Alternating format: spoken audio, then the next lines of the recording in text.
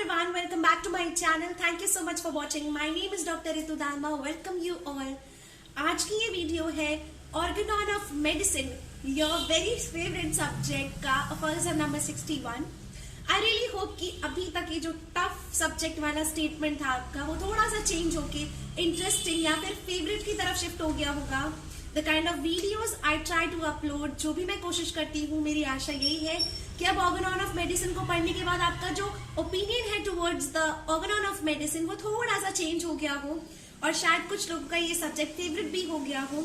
अगर आपको ये वीडियोस पसंद आ गए तो please hit the like button, share it with your friends and don't forget to subscribe my channel if you haven't subscribed it till yet. Please subscribe, press the bell icon. It's just a couple of seconds which is needed. आज इस video के and में मैं clear करूंगी सिद्धि चावत जी का एक important doubt which was related to aphorism 56 footnote. आइसोपैथी और homeopathy का जो काउपॉक्स वैक्सीनेशन से रिलेटेड एक उनकी क्वेरी थी जो कि इसी वीडियो में मैं एट द लास्ट क्लियर करूंगी उस डाउट को. अगर आप लोगों को भी 56 फुटनोट की कुछ डाउट हो, शायद यही आपका भी डाउट हो, तो please watch this video till the end. और aphorism नंबर 61 को समझने के लिए भी watch this video till the end completely. Hit the like button and without further ado let's begin. Aphorism number 60 हमने समझा. थोड़ा सा जस्ट उसका समराइज कर देती हूँ मैं आपको. हमने बात की थी ब्रूसो मेथड की और जनरली अभी हम बात जो करें वो करें एंटीपैथिक मोड ऑफ ट्रीटमेंट के बारे में बात. तो आज aphorism नंबर 61 में भी हम उसी के बारे में बात करेंगे. Antipathic mode of treatment, that means palliative mode of treatment, जो कि क्यों नहीं देना है लॉन्ग टर्म या क्रॉनिक केसेस में. Had physicians been capable of reflecting on the sad results of the antagonistic employment of medicine? क्या जो physicians हैं उन्होंने इस चीज का रिफ्लेक्शन किया, इस चीज को समझने की कोशिश की. किस चीज को समझने की? sad results. जो antagonistic ट्रीटमेंट देने के बाद जो निराशाजनक जो रिजल्ट्स आ रहे हैं, आउटकम आ रहे हैं, परिणाम आ रहे हैं, they had long since discovered the truth. क्या परिणाम? जो कि वो आज तक इतने सालों से जो परिणाम वो पाते आ रहे हैं, लॉन्ग सिंस. कब से? जब से उन्होंने इस एंटागोनिस्टिक ट्रीटमेंट को एक बहुत बड़ी ग्रैंड ट्रूथ बना दी, बहुत बड़ी सच्चाई बना दी. उन्होंने कैसे पेश किया इसको? एंटागोनिस्टिक ट्रीटमेंट को ग्रैंड ट्रूथ की तरह पेश किया. तो क्या फिजिशियंस ने जब से इसको पेश किया है इतना बड़ा सच्चाई के रूप में, तब से क्या उन्होंने बिल्कुल भी रिफ्लेक्ट करके नहीं देखा कि इसके कितने सैड रिजल्ट्स आते हैं? अब ग्रैंड ट्रूथ क्या है? That the true radical healing art must be found in the exact opposite of such an antipathic treatment of the symptom of disease. Bold में लिखा है. क्या ग्रैंड ट्रूथ उन्होंने बनाया? कि जो ट्रू रेडिकल हीलिंग आर्ट है वो किस में पाया जा सकता है? It can only be found in the exact opposite, बिल्कुल opposite of such an antipathic treatment of the symptom of disease. Antipathic mode of treatment जो है जिसमें सिम्टम्स जो होते हैं, किसी भी के भी लक्षण, किसी भी डिजीज के जो सिम्टम्स होते हैं, लक्षण होते हैं, इसके एग्जैक्ट जो opposite antipathic mode of treatment दिया जाता है उसको उन्होंने एक जो है हीलिंग आर्ट बना दिया कि वो ही एक ट्रू रेडिकल हीलिंग आर्ट है. ये एक स्टेटमेंट दी गई जो कि ग्रैंड ट्रूथ मान के वो कई सालों से चल रही है.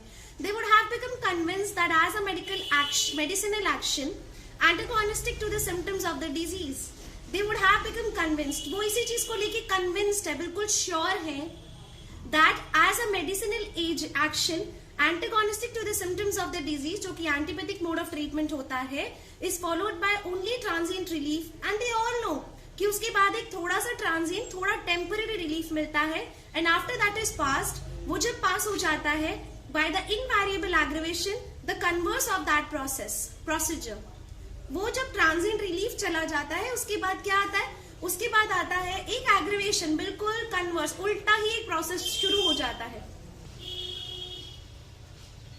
The homeopathic employment of medicines according to the similarity of symptoms must effect a permanent and perfect cure if at the same time the opposite of their large doses, the most minute doses are exhibited. अब क्या कह रहे हैं? Homeopathy जो है, homeopathic employment of medicine according to किस law पे based है? सिमिलर्स के लॉ पर. सिमिलैरिटी ऑफ सिम्टम के बेसिस पर जब दी जाती है, मस्ट इफेक्ट, वो ही परफेक्ट और परमानेंट क्योर दे सकता है. If at the same time, किस टाइम पर? जिस समय पेशेंट है, आया है, जिस समय उसको प्रॉब्लम है, उस समय पर लार्ज डोजेस किसकी, ऑपोजिट मेडिसिन की लार्ज डोजेस देने की बजाय हम उस समय पर क्या दें, माइन्यूट डोजेस दें, होम्योपैथी की सिमिलर्स की माइन्यूट डोजेस एग्जिबिट करें. But neither the obvious aggravation that ensued But neither the obvious aggravation that ensued from their antipathic treatment, ना तो एक obvious aggravation जो है antipathic mode of treatment के बाद एक obvious aggravation जो start हो जाता है, ना ही आज तक कोई एक permanent perfect cure दे पाया है by this antipathic mode of treatment. किस cases में, considerable में और long standing cases में.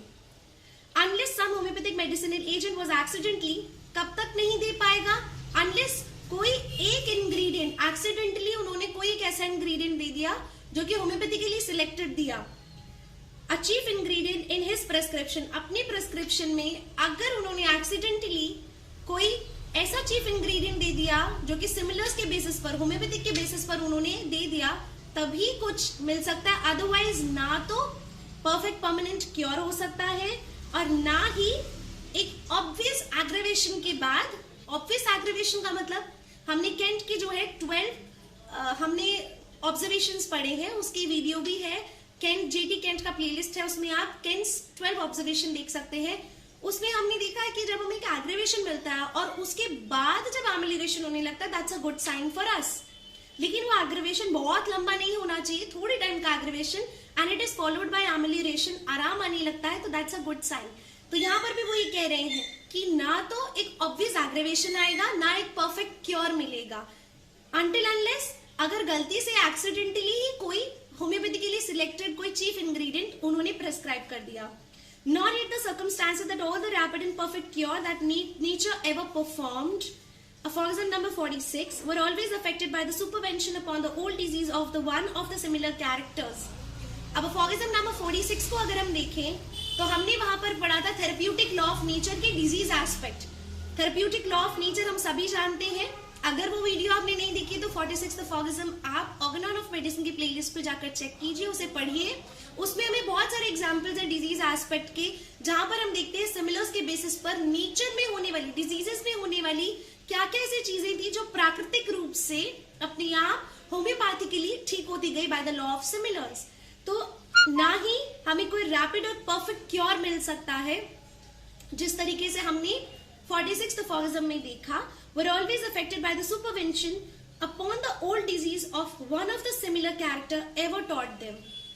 During such a long series of centuries, इतने लंबे समय तक ये जो ट्रूथ है, the knowledge of which can alone conduce to the benefit of the sick, ये जो ट्रूथ है that the similars act, वो वाली ट्रूथ जो है, यही एक नॉलेज है जो कि अकेले हमें बेनिफिट, एक सिक को बेनिफिट देने के लिए it can help us to bring benefit to the sick. Conduce मतलब help us to bring, help us to bring क्या, बेनिफिट. किसको, एक मरीज को, एक सिक इंडिविजुअल को, एक इल इंडिविजुअल को. तो डिजीज को हम इसी तरीके से ठीक कर सकते हैं. This is a simple aphorism which is 61st aphorism. अब हम बात करते हैं सिद्धि चावत जी की एक छोटी सी query which was related to aphorism number 56 footnote, जहां हमने बात की थी आइसोपैथी के बारे में. काउपॉक्स वैक्सीनेशन जो है वो होम्योपैथी बेस्ड है या फिर आइसोपैथी बेस्ड है, मतलब किसके लॉ पर बेस्ड है, क्योंकि काउपॉक्स और स्मॉल पॉक्स जो है वो सिमिलर डिजीजेज है, ना कि सेम. तो सिमिलर्स है, तो काउपॉक्स जो है वो उसका वैक्सीनेशन जब बना वो होम्योपैथी बेस्ड था या फिर वो आइसोपैथी बेस्ड था. Now you should read it twice. एक बार फिर से हम पढ़ते हैं इसको. अगर आप वो वीडियो वापस प्ले करके देखना चाहें तो वापस देख सकते हैं. मैं यहाँ एक और बार समझा देती हूँ.